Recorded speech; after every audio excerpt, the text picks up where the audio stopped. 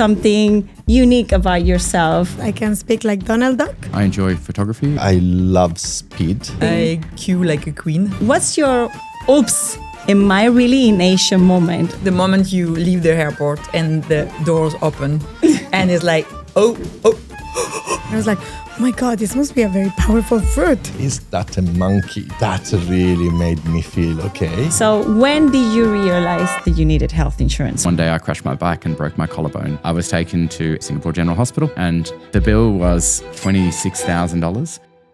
Is there any local value for Singapore that you truly admire? There is a culture of respect for order, rules. A lot of trust in the government, which is very unusual. It's really incredible how they... Welcome to IPG Podcast.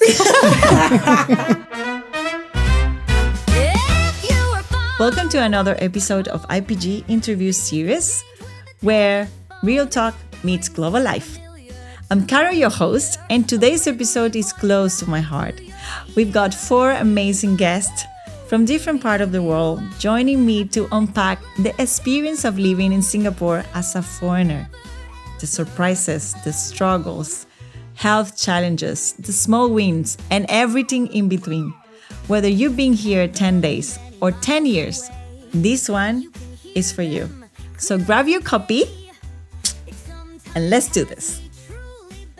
All right, so before we dive into the questions, let's go around the table and do a quick intro.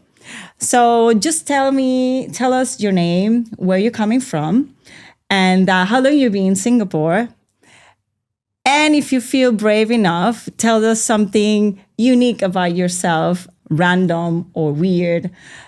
Who wants to start first? I will start. So Okay. Hi, I am Julie. I come from France originally. I've been in Singapore for a little over a month, but it's a little bit cheating because I was here for 5 years before, so I'm back to the country. And a little bit of a secret about myself that is going to know now by millions of people. I am doing bracelets on the beach during the summer to learn Italian. So this is my secret. Oh, so you speak Italian now? I try, but if you want a free bracelet, come on the beach on the Italian coast very soon. Oh, wow. That's something to... Did you get any money? No, actually, it's all free. All They right. propose me, though. All right. Hi. Hi, I'm Trent. I've been in Singapore for 8.5 years, originally from Australia. I was trying to think of something unique about me, but maybe I can just share some of my passions. So very keen photographer. I enjoy traveling and taking photos and it's a good reason to travel. So that's... All right. Welcome. Hello. My name is Maribel. I've been in Singapore for 11 years. I am the founder of Mami's Tamales, an authentic Mexican restaurant. And something weird about me is that I can speak like Donald Duck. And Can you try? We want to hear. what do you want me to say? You say, welcome to IPG Podcast. Welcome to IPG Podcast. That's your new intro. All right. Thank you for being here. Thank you Maribel. for having me. And hi everyone, I'm Juluka. I guess that from my accent you already know that my background is Italian, so I come from Italy. And I'm a kind of a new one as well in Singapore. I had also in the past, like Julie, an experience and I lived in Singapore, but this is my second time and I just relocated in Singapore in last January.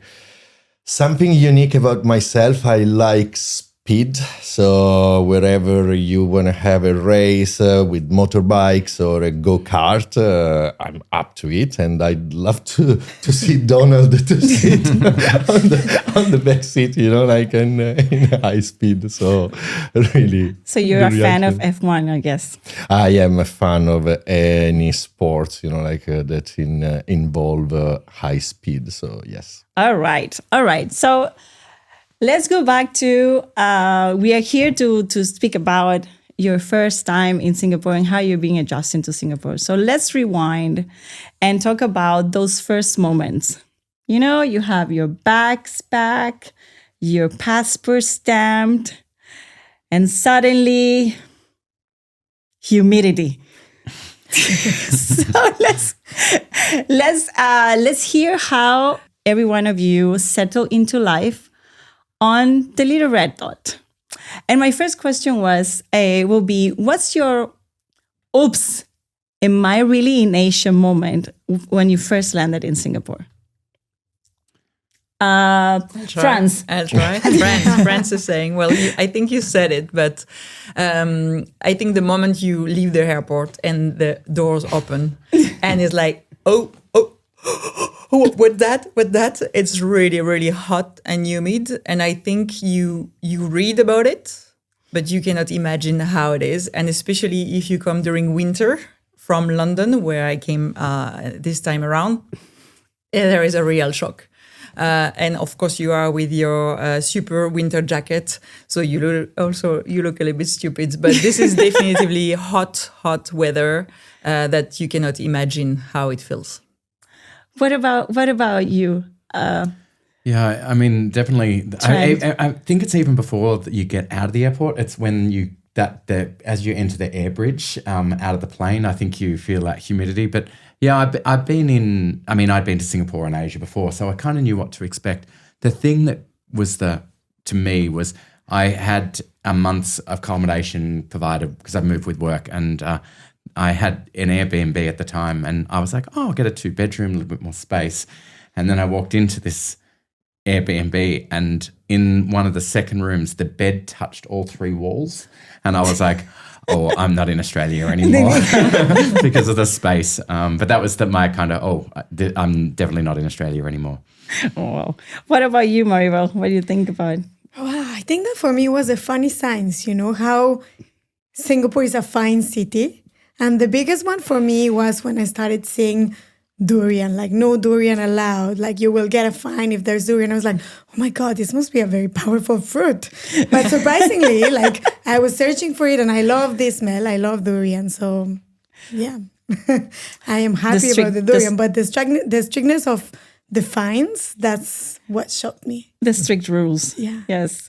And what about you, Juluka? For me, no oops moment. Actually, I agree with Julie that when you land in Singapore, you land in this beautiful airport. I think it's really the best airport maybe in the world. And it seems like since the beginning you are in this VIP fast lane. So that brings you outside the airport in a seamless and very smooth way. Yeah. And also coming from Europe and coming from London, where you are used to queue a lot at the border for the passport check. You arrive there and you are out in less than 2 minutes, and everything is so automatized. So for me, it really made me feel, okay, you are in a very organized and Yes. highly efficient country. So it was actually extremely positive. Speaking of oops, did you have any oops moments when you were back in this new culture, a new country? It could be like the chewing gum confusion or the jaywalking stress, anything. I can start. Yes. We changed the. Yeah. Once again, more than oops has been wow. I am in a completely different place. So not really about the norms, because I have a personality that actually I tend to adapt very easily to the new norms. But was while I was having breakfast with my wife on the terrace and looking at the balcony, I was looking at an animal and I was like, is that a monkey? So it's something completely unexpected. So there was a monkey in front of the tree on our balcony. And that really made me feel, okay, you are in Asia, in a completely different country, so completely outside my comfort zone, if you want. What's one quickie habit that you have acquired, any of you, when you landed to Singapore? I was going to say, I use can and cannot all the time, and I wish the rest of the world would adopt it because it's so direct. It's not insulting. It's straight to the point, and I use it all the time, and I wish the rest of the world would adopt that. What about you, Maribel? For me, the tissue paper. I absolutely love shopping tables with tissue paper. I think it's so efficient. You can actually feel at ease knowing that you can go buy your food and you will have a place to sit. So I love that. Julie, you have anything? I queue like a queen. And I wish also that the rest of the world would queue the same, because the first time is a little bit impressive. Like you have everything and you see them online and everything. And then you're like, okay, I have to go through that queue as well. And pretty very straight. And then you go back, you travel, and you go back to London, France, wherever. And then you realize that nobody is actually following the queue, and it's a little bit frustrating. So this is I got used to this habit.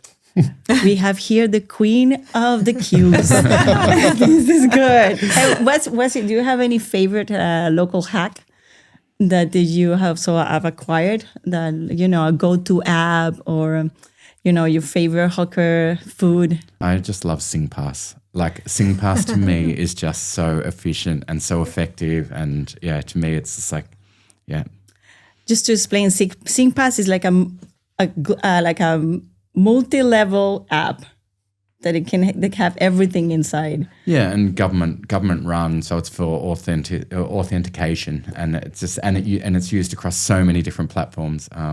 Yes, it's true. You can sign in with your SingPass in everything. Yeah. They have all your details. That's amazing. What about any of you? Do you have any other local hacks? For me, it's like I sweat a lot.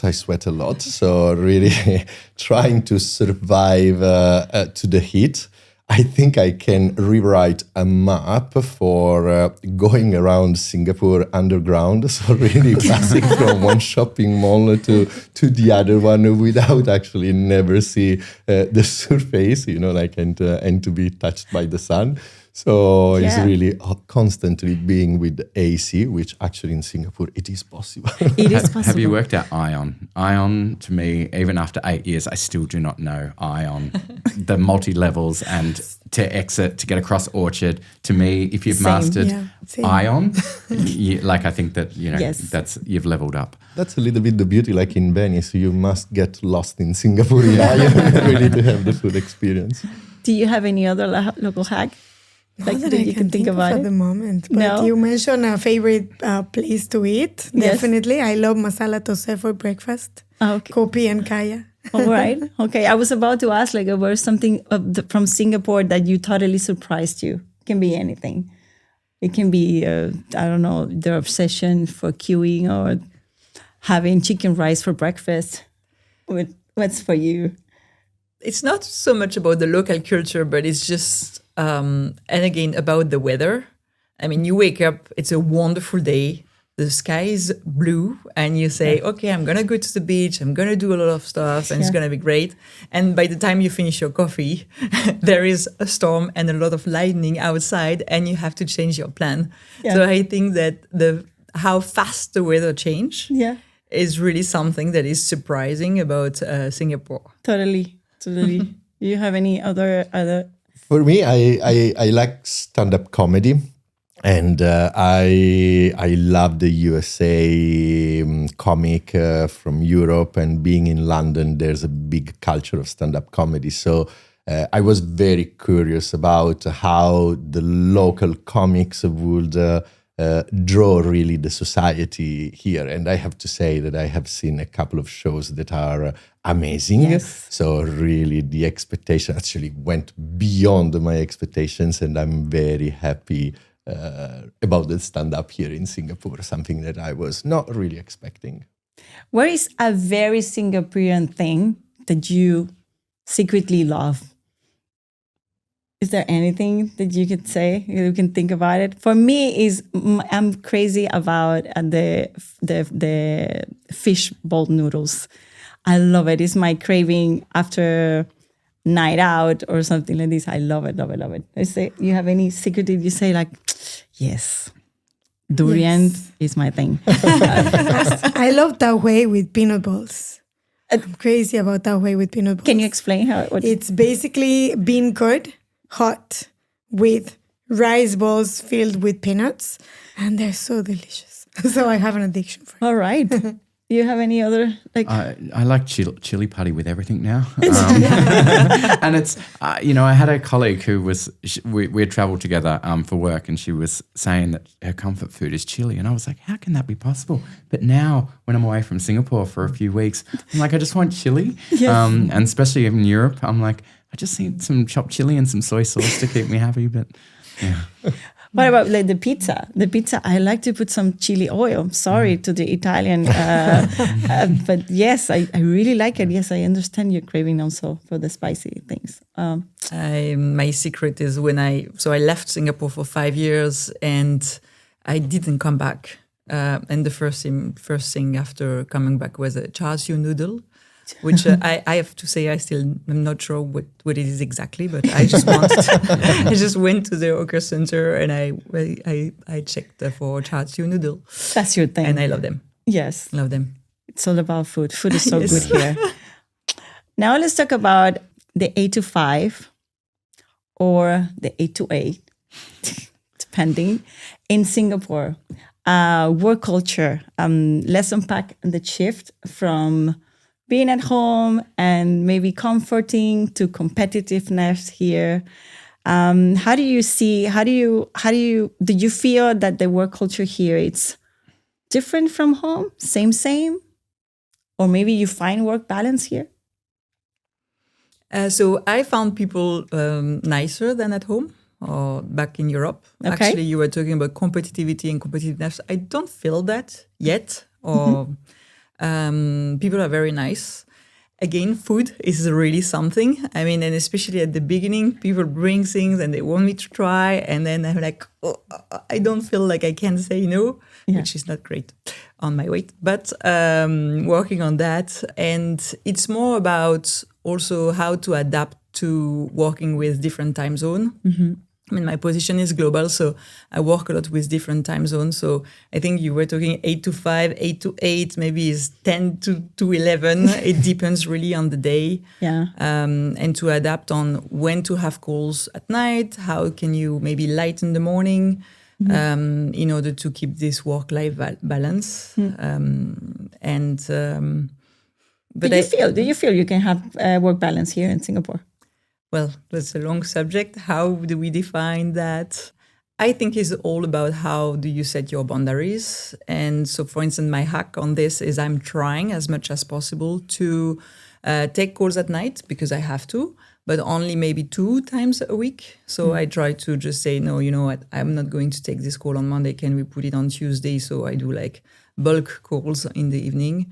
And I found that really the morning is a little bit lighter because I work a lot with Europe. So 8 to 10 maybe is a little bit lighter than back in Europe, where it's really peak hour for me. All right. France apparently it's managing Very well. What about Italy? Smiling over the I have a similar story to share, and I find because I work as well for a global company, the culture is great. Is a little bubble maybe.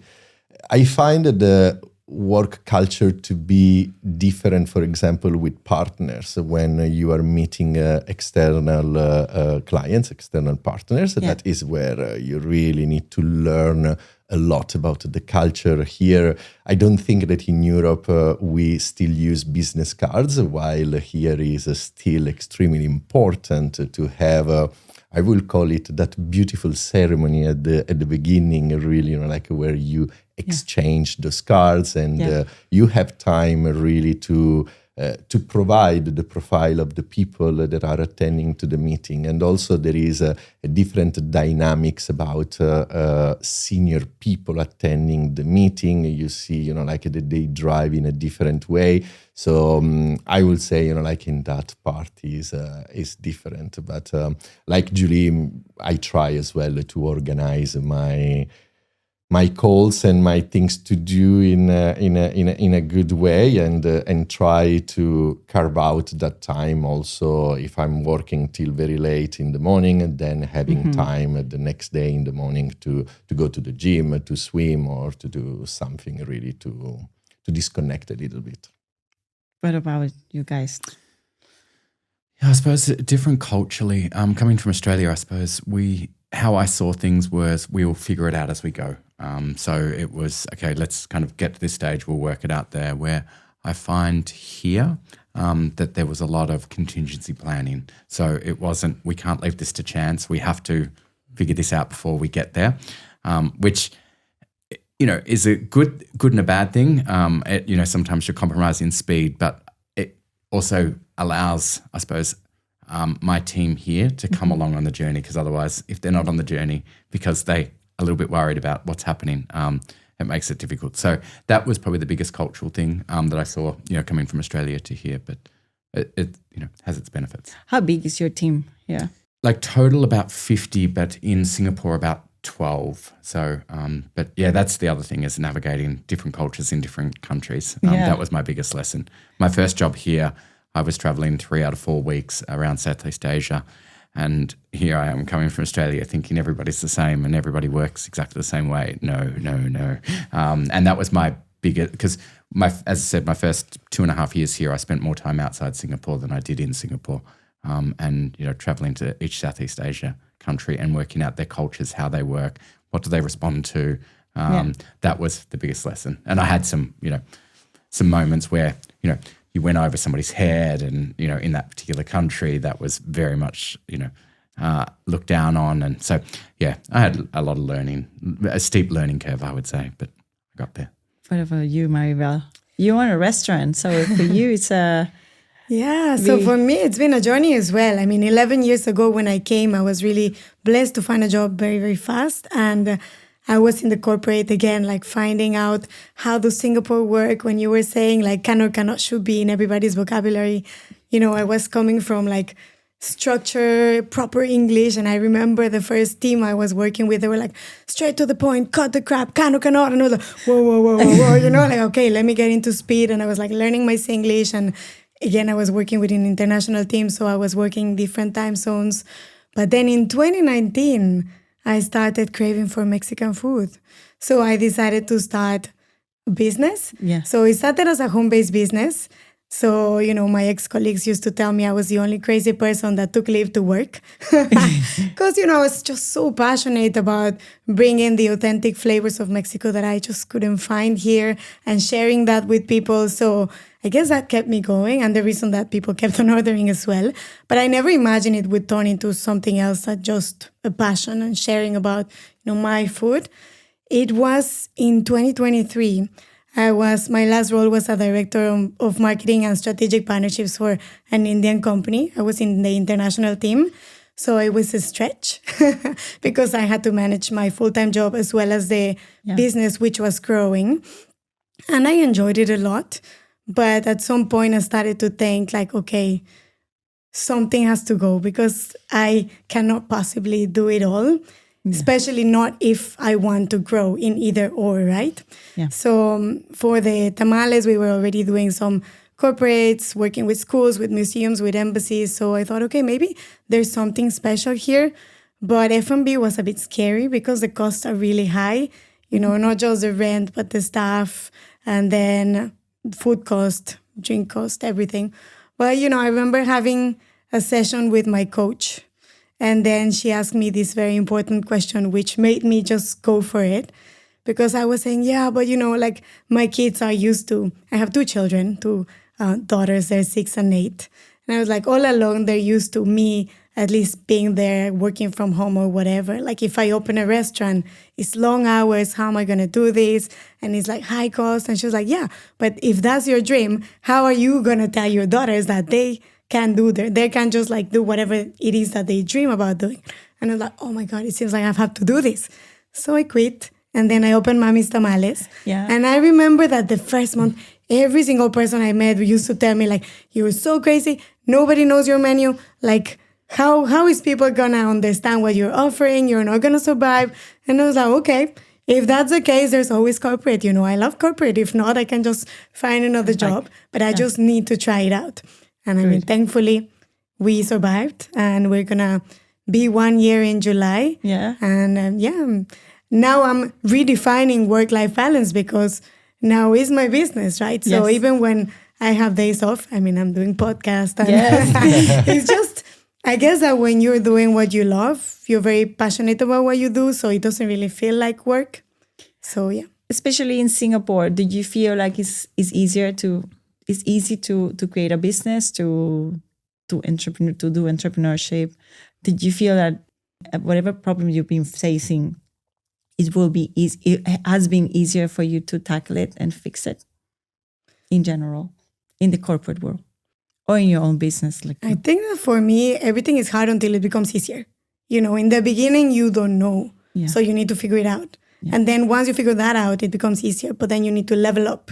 So then it becomes harder because how do you go to the next level? Yeah. Right? So it's a constant process, but it's fun. And it If keeps you us have all to growing. pitch Singapore's work balance life to your people in back home, what would you say to all of you? For me, is work hard, play hard. I was going to say exactly the same. I was going to say exactly the same thing. But just because I don't think that there is a such thing that easy problem to resolve. I mean, you can have easy things to do, but there's a lot to do, and we are here for a reason. So with a vision that we want to be successful. So there's a lot to do. I will say it's like when you go to an all-inclusive hotel and you are in front of the buffet. You have everything and you can have all at once. You need to be careful because otherwise the experience is not the same. So you need to work hard, but at the same time you need to be sure that you have enough time to power up really your batteries and to do what you have to do.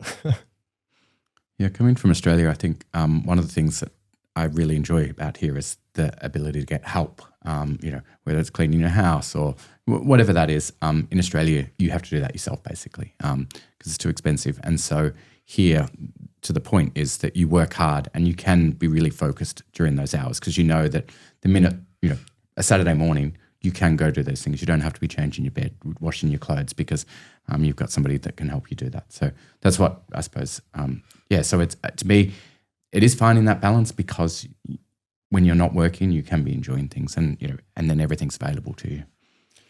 And I agree as well. Back in London, there is the commuting time as well. Here, is very short in most of the cases. So it gives you the time to go to the gym, to do sports, to do other things or hobbies if you have. So I agree with that. And things are also open later here. So in Australia, everything's shut at 6 p.m. So here, to have things open till 10 every night makes a big difference too. Yeah, that's true. And I think there is also something about passion or purpose. I mean, I am here in Asia because I believe there is growth, there is a lot of innovation, there is speed. It's completely different from Europe. When you want to change something, everybody is actually, you think you have an idea and they already have like 3 steps in advance from what you have. So I was going, I asked you before what the definition of work-life balance, but because I think you are talking about just the buffet, you are the capacity to eat a little bit more, because this is what you are here for. You are here for, actually not really for, you are not here for work-life balance. You are here for experience, for innovation, for new stuff, for discovering things. And then you would do more and eat more and do all the things. So I believe that there is a lot of that. I mean, for me, I'm here in Asia because I really believe that there is a lot of things to do moving forward in the future that I don't think we can do it back in Europe. Excellent point. Okay, well, let's talk about let's pivot to another subject. This one is not that sexy, but it's very important. We're going to talk about health and how the system here, we all know that it's very strong, it's very solid. But if you don't know how to tackle it, you might get lost especially when you just arrived here. So when did you guys realize that you needed health insurance, for example? it was the hard way with a crazy bill, or Maybe I'll share my experience. So in Australia, we have both public and private health. You get private health insurance basically to offset your tax. And so there's always the public system to fall back on. And so arriving here, it was, health insurance is included in your employment. Didn't really take too much notice of it. Thought this is what it is. A few people had said, you probably need to top up a little bit, but never really thought about it. And I was quite lucky because I went, I don't know, maybe 6 years without an accident. And then one day I crashed my bike and broke my collarbone. And I was taken to SGH, Singapore General Hospital, to get 5 hours of surgery to replace my collarbone. And then I got the bill. And the bill was, I think, $26,000. And when I looked at my insurance didn't cover all of that. And so thankfully my husband's insurance could top it up. But had I not met my husband, I would have been out of pocket a lot. And so I am not an advocate for the way that I learned. I would suggest that you look You're at your not needs alone. and maybe the risk profile of your life and work out what you need. But that could have been a very expensive learning mistake for me. But yeah. Anyone? I discovered that I needed an insurance when my child hurt his head. So I brought him to the hospital because he was vomiting and it was my preferred child. I was starting to panic. And I wanted him to see a doctor as soon as possible. I mean, for me, with the emergency of Singapore at the moment, then the first thing it was to do the paperwork, to give the credit card, to do another credit card in case the first one is not working. And I think that time around, I really realized that I needed the insurance, not to mention the bill at the end. That was steep and actually covered by the insurance. So we were lucky in this case. But I have to say it was really lucky because we didn't know what was covered, what was not covered. So then we started to look a little bit into the small print. For which we need experts to help us to understand what is, and more importantly, what is not covered. You have any experience Italy and Mexico? I'm happy to share as well. So for me, when I was in Mexico, my mother needed a heart surgery. And back then she didn't have an insurance. So I learned from very young the importance of insurance and how it can really change your family dynamics and, what you have to go through. So from very young, I started having insurance. I think I started saving for retirement at 23. I became super conscious that is a very important need. And the moment I came to Singapore and I knew I want to stay here for good, that was one of the first to-do list, find an insurance agent, get proper insurance. And for me, even if we are insured in the corporate world, we should also have our own, just in case, because you never know, right? Yes, you never know. For example, now you move from the corporate world. Absolutely. Now you have your own business, so you're not covered for that. Well, I am because I've had my insurance since the beginning, but otherwise I would not be covered. Yeah, that's correct. And then there's also some confusions because when you land in Singapore, you think that because it's so robust, the system here, you think you're going to be covered like a local one. But then you realize that you need to have some extra protection for it.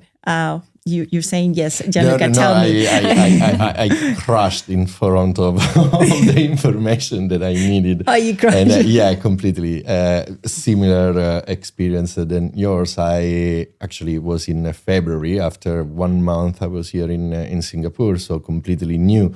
I knew I had an insurance, but like Julie was saying, I didn't know really all the details around it. So I felt sick after a few days, always having high fever. I went to the hospital and they started here in Singapore. It's so efficient that they really are over detailed. And so having exam over exam. And at the end, they told me that I had pneumonia. Wow. That is when then the bill arrived, and I didn't know about the difference about inpatient, outpatient, or alternative. There's a lot that we need to know, and they were asking me questions. Do you want to stay overnight or not overnight? I didn't know what was the difference really to accept or not accept. I love here where they ask the type of bed the type you want. And I was like, is this a choice? And then not realizing that your insurance sometimes dictates what your choice is. But I was like, wow, this is so foreign to me. Do you have any advice that you can give to the listeners to avoid rookie mistakes? Help them all. I don't know, like maybe one tip you can give them before they are the part of their list before they arrive to Singapore. What should I know about health? Well, so one of that is really check what you are covered and not covered for. Don't assume you are covered for everything. Like I think we can imagine we are, but it's not the case. I would say also an insurance is very expensive until you need it. Then you realize it's actually very cheap, especially in Singapore. And also anything around precondition or things like this. So the first time I arrived from Singapore, it was from Australia. And actually I was covered in Australia from a pregnancy. I was pregnant. And then arriving in Singapore, I assumed I was covered, but I was not. Okay. So this was another 26K bill. Seems like the standard bills. So what is a premium, Yes. for an insurance in exchange of this? So get ready, I would say get ready before you arrive to know what's up to. And don't assume it arrive only to others. Yeah, no Unfortunately. assuming. Very good. Anything else? Like assuming that's very, very important. It's so very undervaluated. Yeah, that's what I would say is like that valuation, because as I said, like a collarbone, 26,000. In my mind, if somebody had said to me before, how much is it going to cost to operate on a collarbone, I wouldn't have thought that amount. So when I, saw how much limit I have, I thought, oh, that's okay. But actually, in reality, it's you need a lot more than what you think. Yes, that's correct. Well, IPG is an agency that provides insurance, but we also advocate for people to take care of their health by themselves in not to use the insurance. So we sell the insurance, but we want people not to use it. So what do you guys do to keep your health in check? Mexico can see you. I think that for me, especially F&B, right, we have to physically be there. We cannot work from home. So taking supplements, eating healthy, exercise, try to clock in enough hours of sleep is what I try to do so that I can stay healthy and productive. Is there anything different that you do here from than back home? For example, I love TCM, traditional Chinese medicine for the listeners. I love it. All these organic treatments I really like. Do you have any other likes? I actually look more into the origin of the fruits and vegetables that I'm eating. And I try to consume more. I mean, I love mangoes. So at the moment, I'm at one mango every morning. I'm mixing between mango and pineapple. No durian so far. No. But a lot of fruits, more vegetable than at home. And you mentioned sport. I think because the commute time is less, we kind of claim back a little bit of time versus back to London. So more exercise. And I'm also trying to be a little bit more into sleep and making sure that, because I've discovered recently that sleep was extremely important. So sleeping also a bit more. So all these little things, I hope that it's going to add up in the long term. I'm sure they do. Anyone? Yeah, for me is aside the pneumonia, then I had a second experience as well, because I had like a first grade tear in my muscle, and there as well I learned about how does it work, traditional medicine actually, but also the physiotherapy. So that is something alternative. So, but differently than back home, I had to start to look into those protein pills, or how to keep myself hydrated, because I sweat a lot, as I said. If you do sport, so you need to help your body. Water sometimes is not enough. So really how you integrate with other things in order to feel well. So I was before I didn't believe in any of those integrators. But now actually, yes, I'm looking at them, I'm buying them, and I'm trying to Good for you. hydrostate Good it. for you. Yeah, that's great. Trent, you are the most athletic of this table today. How was it? How long your last Triathlon. triathlon? Okay, can you tell us a little bit about your journey? Yeah, I try and stay active. I'm pretty active, I would say.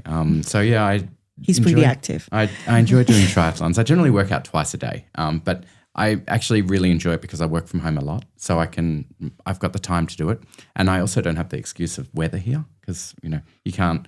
In Australia, I'd be going, it's too cold to go outside, and here I don't use that excuse. So yeah, I did a triathlon here, like 5 hours. It was 2 kilometer swim, 80 kilometer cycle, and an 18 kilometer run.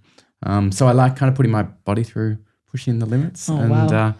It's something I enjoy. And I have to, I suppose that's how I stay healthy. But the thing that I have to manage is also nutrition and everything like that, because when you're doing a lot of exercise, I need to be eating right. Sleep is the biggest thing for me, is trying to get enough sleep and quality sleep. But Yeah, it's been proven that sleep is so important. But congratulations on your triathlon. thank you. Expat life doesn't only change your address; it changed you, right? So, well, at least this is what I experienced. In your let's get personal for a second, okay? All right. How Singapore has changed you? I came with a plan of 2 years minimum, 3 years maximum. I met my husband, and I've been here 8.5 years, and I don't see a reason to leave yet. I've got lots of friends who have left, but for me personally, I really love it. I love the weather, I love the food, I love the work-life balance, the ability to travel, and I really haven't found a reason to leave, and I need a good reason to leave, so I'm still You're here. happy here. Yeah. So, do you feel that it have shaped you in some way? Do you feel that you are the same person that you were when you were back home? I don't know. It's a good question. I don't think it's changed me too much, but I suppose I've just gone, rode with the times. So yeah, maybe somebody else could answer the question if I'm a different person. Okay, here, but, okay. I'd hope I'm not. Let's let Australia I still have the to same breathe. values. Okay. Maybe I go on this one because I was reflecting. I just came back. The first time around when I came here, I was scared. I was really scared about, lots of, what if it doesn't work, and how it's going to be, and if it's, you have so many questions, anxiety around the unknown. Mm-hmm. So it was a big bet on my life that I took the first time around. And I think that it really changed me in terms of self-confidence. Mm. Now I think I'm capable, or I believe I'm capable of doing anything. Mm. And it changed the first time around. It was a big bet. Now it's a big gift. So when I had the opportunity to come back, I said, let's go. There is not this fear. And working with the coach as well on, understanding what is a driver and what is a driver of going or not going. There are a lot of reticences on changing in general, especially a move from Europe to Asia. It's a big one. But it's really, it's amazing for me because it really gave me this trust in myself. That oh wow! Cheers for that! Cheers for that! All right, okay. But definitely, yeah, that I'm capable of doing it. This and actually anything. Oh, good. Another one for France. How about Mexico? Yeah, so Maribel. I came to Singapore 11 years ago thinking that I was coming for a wedding, and that was it. So I came on a tourist visa, and on my 6th day, I found a job. So I guess it was a huge blessing. Yeah. And 11 years after, I'm still here. I'm now married to a Singaporean, which I met in Australia when we were studying. And something that I love about Singapore is that it's amazing for families. Not only is it efficient, everything works, but for kids, I find that it's a gift to be able to have my kids learning Spanish, Malay, Chinese, and English in school. I don't know if they feel the same way, but I just think it's such a great opportunity for them. And it's really funny. The other day, my daughter was telling me, because I always ask them to speak to me in Spanish. Yeah. So then she's 6 and she's telling me, Mommy, but it doesn't make sense. You pay me for Chinese classes and you expect me to talk to you in Spanish. I'm like, Yeah, good She's point. got a point. But, it's just being surrounded with so many nationalities, with so many different points of views. I think that it really is an opportunity to all of us to open our minds and just like see the world from different lenses and embrace how lucky we are to live in a healthy, happy, safe, clean environment. Yeah. So, yeah, I'm really grateful to be here. Oh, we are too. Not easy after these interesting answers. Let's get personal for 1 second, For Juluka. one second. No, I guess that for me as well, I have this character where I have the tendency always to look at the short terms of the things, and actually this last move actually pushed me to think more long term, also about happiness. I was enjoying the process. I moved before my family, and actually everything that I was setting up for them, from finding the flat, really organizing the school, was always, like thinking about the family happiness and what could be short term. Start dreaming about their future, but our future all together. So I wouldn't say that he's something completely new, but he was a strong switch, like from looking at the day by day and really suddenly thinking just about the future and what's best for the family. How has Singapore shaped the way you see, the way you are as a global citizen? I can You keep know your going. identity. No, for me, like always linked to the family. I see that being global with the kids is fantastic. Seeing them in such a beautiful environment. I see them playing with people, with kids, other kids that are all around the world, speaking 3-4 languages. We have the daughter of our friend that she speaks Mandarin, Spanish, and English. That covers 80% of the world, really, of the languages. So I see really being global in those little things, aside as well our friends when we go out, coming from really adapting to all the different cultures that you have the opportunity to meet in this country. Do you think you can be a global citizen and at the same time be proud of your roots? Yeah, absolutely. Absolutely, yeah. Yeah. Absolutely. That's actually, it's funny. It's a very interesting question, because I think that when I decided to leave Italy, was very strong, that desire. I almost saw Italy to be very small. I need to go away and I need to learn more.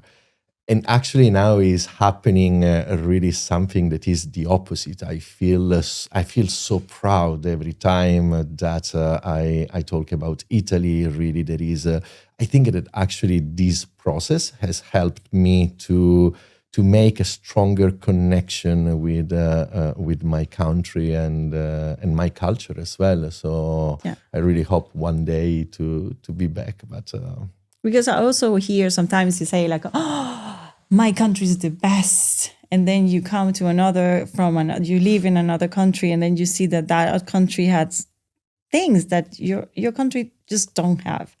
But when you're becoming more global citizen, for me, it's when you can understand that you have certain things that are unique from where you're coming from, but there's so much beauty outside of your home country. So then you realize that the world is beautiful. You are globally admiring everything that you see everywhere you go. So yes, it's very interesting to also to hear your your point of view on this. Is there any local value or mindset that you have acquired for Singapore that you truly admire? I think I really admire the way people respect rules, and I got this mindset as well now.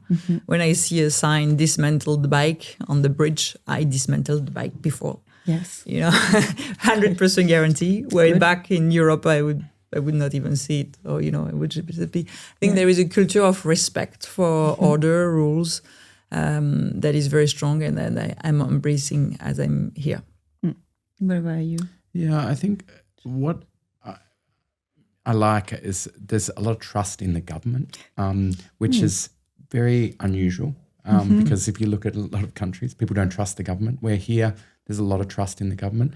I'm not sure if it's too much trust, but it's it makes, I suppose, things efficient when you're not second guessing decisions that are being made. And I think was it Anthony Bourdain said Singapore's like run like a multinational corporation. And I think that works for this country. And I think that they do make the right decisions generally for the better of the country. So that's what I really like, is that there's a level of trust in the government. What about you, Maribel? I was going to say exactly, trust in the government. Trusting. Yeah, I really like it because, sometimes, you don't have to think, oh, I'm paying conservancy charges, but is it really gonna go to the right places? You can see it. It's immediate, right? You can see that Singapore is painting the HDB flat so that everything is amazing. You can see that it's clean. Elections just happened. It was so efficient. Yes. It was like 5 minutes, people were done, and everybody had a station to vote downstairs. I'm always very amazed at the efficiency of how this country is run, and constantly thinking, how can we implement Singapore type of mindset for how they run the country to how we live in our own country, or how we run our business, or how we work as a corporate. Yeah. For me, is that growth mindset that they have. If you look about the innovation, so I mentioned it before, Changi. Changi for me is already the best airport in the world. But they are building the T5, which is bigger than T1, T2, T3, and T4, even more technological. And if you look at the development plan that they have, it arrives up to 2040.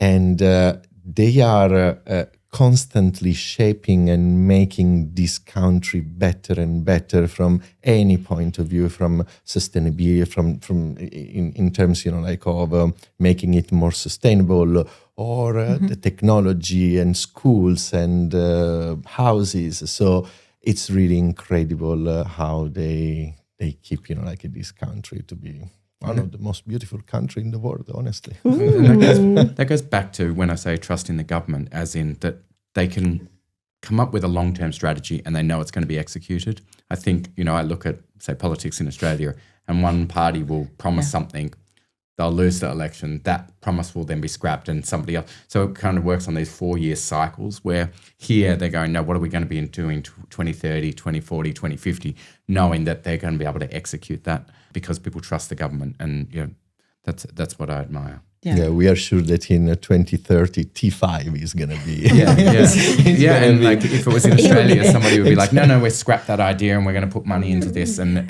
we're putting money in this to win an election, and then it's just this constant backwards and forwards. So yeah, I do like that they're really clear about what their long-term vision is, and then go about executing that. Agree. Yeah. Also, I really like how it's really a garden city. It's not just a slogan. Yes. Everywhere you walk in Singapore, clean. there's greenery. It's clean. There's trees implemented in the buildings. There's even like treetop walks. Yes. So I feel that sometimes when people say, people told me to come for one day to see Singapore, it's definitely not enough. There's just so much beauty. Yes, that's true.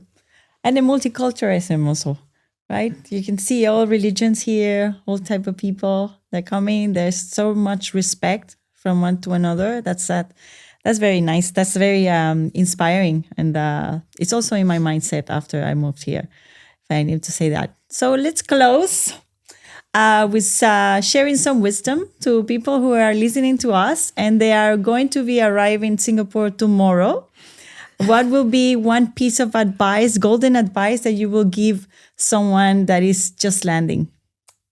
Let's start with Mexico this time. I think that come with an open mind to embrace a new culture, a new way of doing things. Don't spot things that are different. Just like really see why are they different, and be willing to talk to people. And I think that something that's remarkable here is that people is just so friendly if you're willing to ask. Most people is willing to help you. So come to Singapore, enjoy, do your research, make sure that you're insured. If you can't find a Get job a good before you landlord. job here. Get a good. Okay. What about next? Who wants to go next? My piece of advice, and it's a little bit like more simple, is get a local SIM card the minute, because if you're moving here, once you get that local phone number, that unlocks everything. It's like there's if you're an expat arriving, there's things you're going to need to do. You need to get your EP, you need to get a house, you need to get a bank account, a telephone, all of these things. But the thing that you need first off is like go to 7-Eleven, get a SIM card, and then that unlocks everything in Singapore. And then you can start to go ahead and do all doing all of these things. Practical tip. Yeah. Yes, very important. Very Don't try and do it with Yes. a foreign phone number. That's it doesn't work. Cannot. Cannot now. I would passport as well, not to get in. I was bringing a perspective a little bit less, operational, but for me, it's change. It's very different from wherever you are from, and it's a journey. So there will be up and down. There will be this moment of it's amazing, or it's crap, or it's easy and it's hard, and it's a curve, right? So I would say be kind to yourself, take your time, and enjoy the journey. At the end, there is so much that is going to happen, and so much discovery that is going to be amazing anyway. That's true. That's so true. Oh my God. Ooh, what else? Oh, I think Okay. Maribel said it before. Bring your tissue, because here is a real estate. Knife and a knife. Exactly, when you go to the Hawker Center. And bring your knife and tissues. Okay. Important. No, but come up with a purpose. I think Singapore can give you so many things. However, you need to be sure, to have a reason to come here, because it's true that gives you a lot, but takes a lot as well. And you are far from home. There's a lot, so needs to be a clear purpose. All right. And if you could go back to your first week here in Singapore, what would you tell to yourself now that you've been doing the walking the walk? For me, it will be bring a sweater around, a jumper, because the AC is set at Arctic level when you go around. So that one, I missed it. But is really enjoyed the process. I think, I was a little bit overwhelmed at the beginning and really wanting to find those answers immediately. If I will go back, I will take maybe a little bit longer, but reading my health insurance to be sure that if anything may happen, I will have all the answers, and enjoy the process. Really, is a beautiful process, so we don't need to speed it up. Did you have any heartfelt moment that you feel, okay, now I belong here? I had mine last week, actually. Okay. Tell us about it. Which is Can be funny as well. It's a very simple. I don't think it's very funny. I got my membership to the library. Oh, congratulations. Well, with SingPass. But yeah, I went to the library. I came across it. I just saw it, and I was like, oh, let me just go inside. And it's just immense, and like so many things and everything. So I managed to get my membership, and I was going around with local people. And I don't know, but I think if you are a tourist, you cannot borrow books. So now I have 6 books borrowed, and I feel very proud of being a member of the library. Congratulations. This is an achievement. What about you, Trent? I'm trying to think of something. What about you guys? Do you have any heartfelt, something that makes you feel like, okay, yes, I got this already?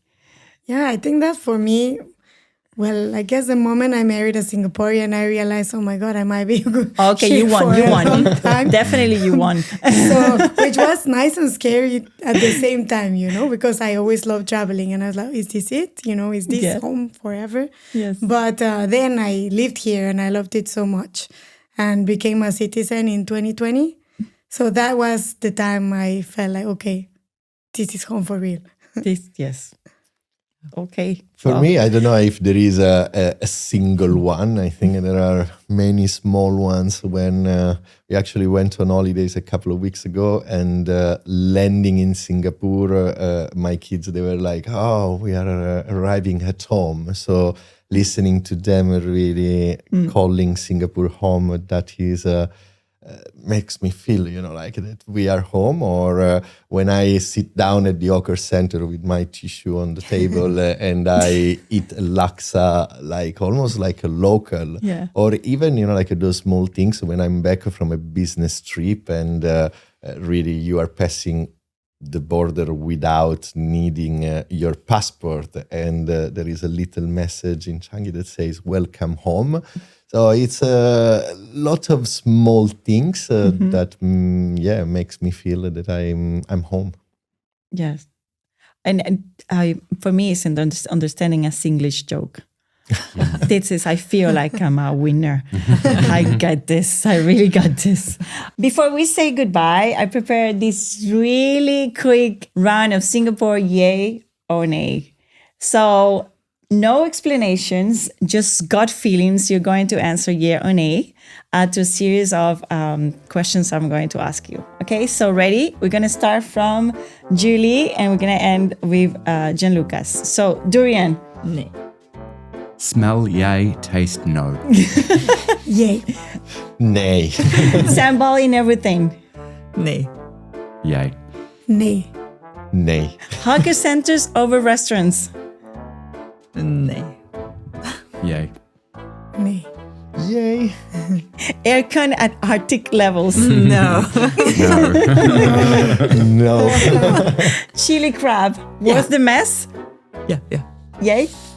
Black pepper crab. Okay. Nay. I'm allergic to seafood. Yay. Yay. Using Singlish at work. Yeah or nay? Yeah. Can. Nay. Queuing just because there's a queue. Yes. No. No. Nay. Hanging your laundry out of the window. No. No. Yeah. Yeah. Night safari as a date night. Which one, sorry? Night safari Oh. as a date night. Yeah, would love to. Oh. Yay. Yay. Yay. Yay. Paying $20 for an avocado toast. Yeah. Yay. Worth it. Done it. Wearing slippers to brunch. No. No. Yeah. Okay, this is divided here. Okay. National Day fireworks with crowds. Yeah. Yeah. Beautiful. Yes. Complaining about humidity daily. Yeah. No. No. Yes, again. Planning your life around MRT lines. No. Yeah. Yes. Talking about food while eating food. No. Yes. Yes. Yay. Rain so sudden, it feels personal. Yeah. Yeah. No. All right. Well, that's officially the fastest way to expose your Singaporean souls. Some of you got it already. Some of you need to, work on your durian courage. Thank you so much. And thank you for being here and for your time. That was amazing. Thank you. Thank you. Thank Thank you. you. Thank you. Thank you very much. Things can change.